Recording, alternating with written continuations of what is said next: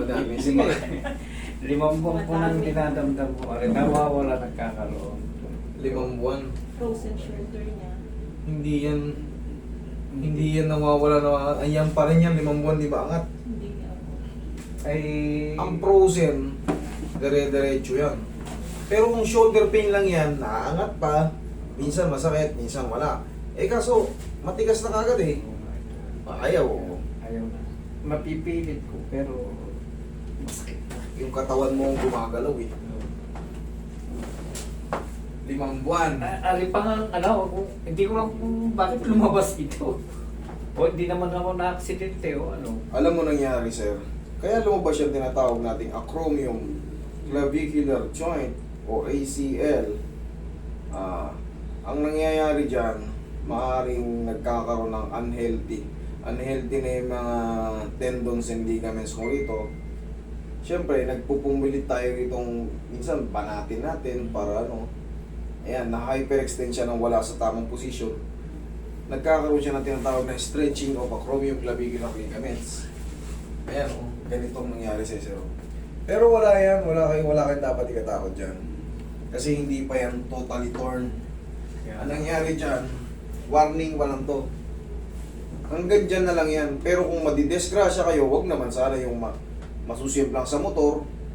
Yung warning na yan, diretso magtutorn yan. Pero, separated to sa frozen shoulder. Kumbaga, iba yung frozen shoulder, iba yung problema sa acromion. Kasi yung acromion, kahit meron kang ganito, maaangat mo yan. Pero kung may frozen shoulder ka, at sumubay to, talagang hiwalay yung sakit niya. Hiwalay talaga. Kasi, naaangat mo to, magka-problema ka sa acromion, gagaling din siya. Pero pag ang frozen shoulder, ito magaling na yung frozen shoulder, hindi pa rin. Yun ang pinagkaiba nun. Kasi ito, dama yung pag-angat. Yan, dama yung pag-angat. Masira man yan, maaangat mo pa rin yan. Mga boy, nag-decision na ho 5 months. Ay, hanggang dini na. Ay, hanggang 8 buwan yan, sir, na masakit. Masakit.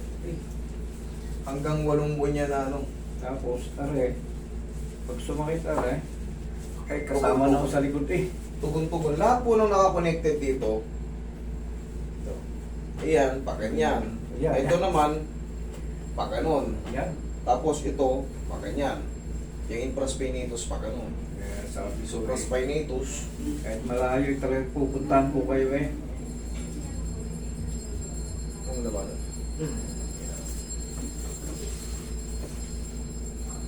Sige, relax lang. Ibaon ba kayo 10 kilo nakasaloob? Kanina ko pa ako iniisip Kasi hapit na eh.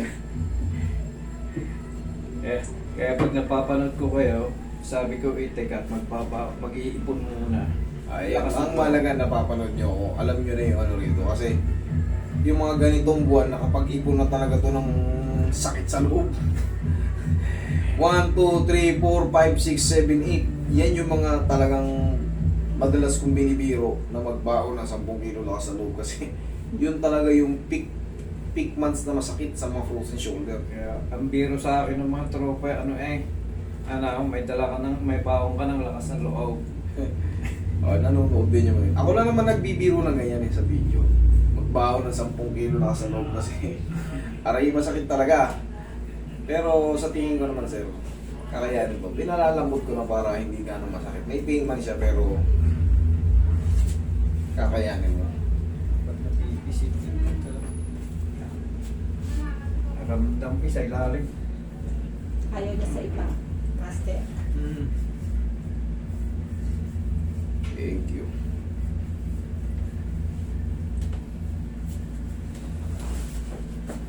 Ayan, napamas na na. Angat ko lang muna kaunti. Ay, Mamaya na yung final. Buka ko lang muna.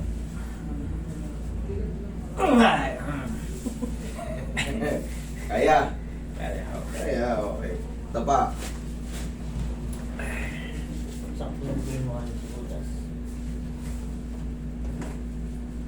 sarap na. Sarap talaga yan. Hindi mo buwan.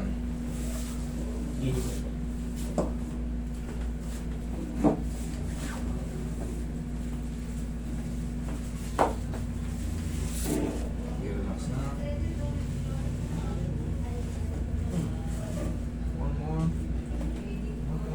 Kumulabanan na.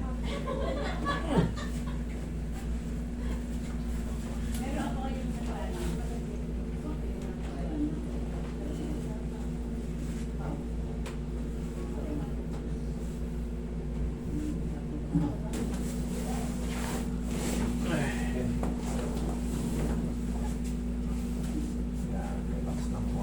Tumingin ba yung doon? Ah, ito mo. Yes, dyan, yata ka yan. Relax na. Inhale. Isa pa. Inhale. Exhale. Oh!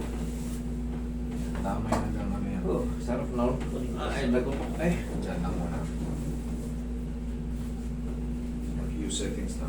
Ito, yung ganitong kaso, pagka hapit na hapit, hindi pa siya mapiperfect maangat. Pero, yung mga pain na dinaranas nyo, yan, magre-reduce yan. Mababawasan yan kahit alugin na yan, pwede na rin kitiin yan. Siyempre, pag wala na kayo nararamdamang masakit or kontrolado nyo na yung pain, sabayan nyo na lang day by day. Tapos after nyo magano, siyempre nainat, medyo kumirot ng konti, doon naman papasok yung kapangyarihan ng pao. Ganun ang tamang technique dyan. Lalo pag bago kayo matulog, para pag yumakap na yung pao dyan, tunog na kayo kasi napagod kayo, napawisan yung kilikili nyo, napawisan na yung likod nyo. Kasama pa yung ano nun, kasama pa yung cholesterol at mga diabetic natin ma-address pag napapawisan tayo. Sabay nyo na yun sa paglakad. Lakad-lakad kayo ng kumaganyan-ganyan. Para at least, kasama na lahat ng exercise. Napawisan, naka-adjust ng mga frozen shoulder. Yun ang benefits nun. Kaya po, pati mga cholesterol, tama eh, pag napapawisan tayo.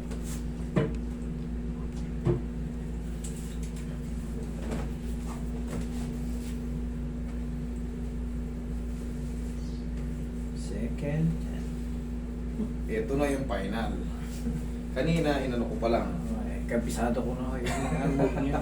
Pinalalambot ko muna para kayang-kaya. Minsan kasi iba-iba tayo ng pain toleration eh. Siyempre, maaaring mahimatay ka sa sobrang sakit. Pero nakakaginhawa ko pag yung yung tinuturo nyo exercise, yung ginagawa ko rin. Sige.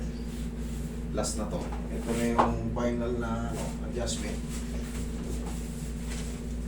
Okay, relax na ha. Okay. Thank you. Kaya. Tapos ganito lang palagi sir ha. Yan. Yan. Okay. Wait lang. May piipit eh. May nararamdaman akong sumasapit. Pero to hindi na to masakit. Okay. Ow! Nakutan mo lang. Nakutan mo lang. Ay, sumakita. Nakutan mo lang.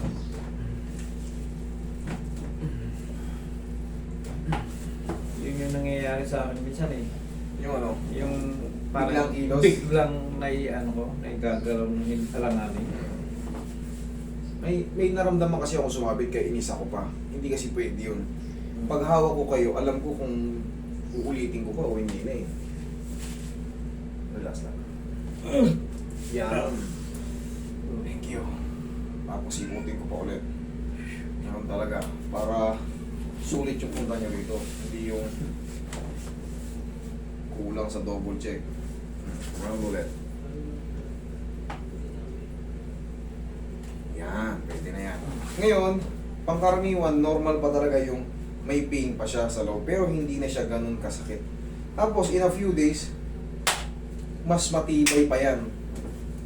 Kanina ayaw talaga maangat eh. O ngayon, Oh, oh, thank you, Lord. thank you Lord. O, diba? Kanina, tigas eh. Pero siyempre, hindi pa yan nagtatapos dyan. Doon na yung papasok yung sinasabi kong ano. Para yung mga stiff muscle o yung mga muscle spasm dyan, ma-address pa yon day by day sa tulong ng mga exercise. Isabayin niyo yun sir sa paglalakad ako niya sa umaga. Papabilad-bilad kayo. Yan. Yan. Huwag nyo nang taasan, huwag nang paganito kasi iba yan eh. Ganito lang, kahit malapit lang sa kilikili. Ganyan lang. Okay, Bossing? Yung turo mong gaya. Yan! O, para nai-stress din siya. Pwede naman kayong bumaras. Yun, hindi ko kaya dati. Okay, ganito na lang. Sige, one. Ayan na, konti. Ito na lang, oh. Oh, ito na yung taso. Kunting-kunti na lang, Bossing. Ang mahalaga, naabot mo na. Okay, Bossing? Ingat kayo sa inyong paglalakbay. Thank you so much.